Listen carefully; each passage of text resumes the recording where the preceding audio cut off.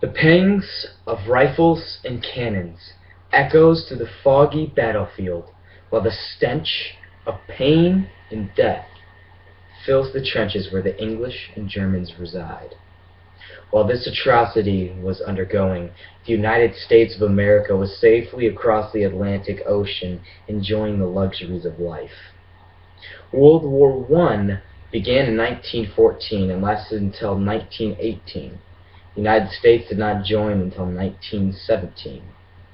It was completely necessary for the United States to join World War I because even though President Wilson wanted peace, the Germans used unrestricted submarine warfare, and England and France could not do it alone.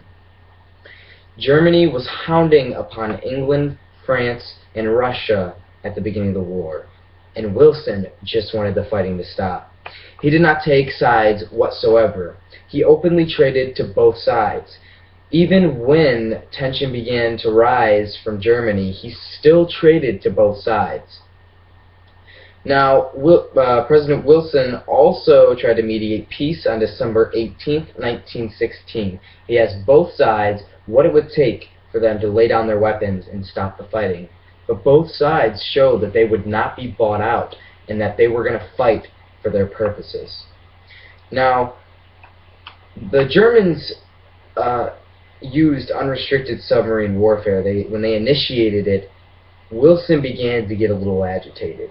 And he stopped thinking so much about peace and started thinking more about what should we do to punish them. So the Germans used unrestricted submarine warfare in the British war zone, the ocean around Britain, and they destroyed neutral ships without warning. And the problem with this was that private American vessels traveled through these waters. The first of these cases was the William P. Fry. This was a private American vessel, and they just blew it up without warning whatsoever. Now, America just brushed it off because the Germans said, oh, it was an accident, and so I guess that makes it okay for them to destroy one of our ships. The next of these cases was the Lusitania. Lusitania was a British ocean liner, which is mainly used, or was mainly used, for trade, and when the Germans blew this ship up without any warning whatsoever, they killed 128 Americans. The next case was an Italian liner. This was just traveling through, again, for trade, and there were 27 Americans on board this time, and the Germans blew it up without warning whatsoever. So now there was a good amount of United States citizens killed on those ships, but there was even more English and French killed on the battlefield. And the worst part is they couldn't do it alone. So England and France were now left alone because Russia exited the war. It began with Germany in the middle, and England and France on the western front, and Russia on the eastern front. So Germany had to split up their troops around 50-50. Now, when Russia exited the war in 1917, Germany used or transitioned all of their troops on the eastern front and moved them over to the western front, and so they had 100% of their power on the western front, hounding upon the English and the French. And so they pushed 60 miles into the English and French defense, which may not sound like a big move, but this was the biggest move either side had made since 1914, the beginning of the war. And so, dumbstruck. And so the Germans used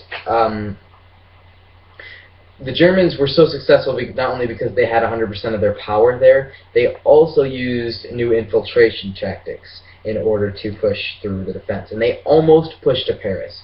Now, while Germany was pushing towards Paris, America was just beginning to join the war. And it was completely necessary, even though Wilson wanted peace, we had to, because the United States of America was agitated and wanted action for Germany's use of unrestricted submarine warfare, and also England and France could not do it alone. Now, thousands of our United States brothers died in World War I, but it was completely necessary because if Germany had defeated England and France, it would have become a superpower, and they most likely would have come after the United States of America next. So here, the real question is, would we still be here today if Germany, or if we hadn't joined the war? Yeah. Little progress to go, Mr. Manson, if you watch this.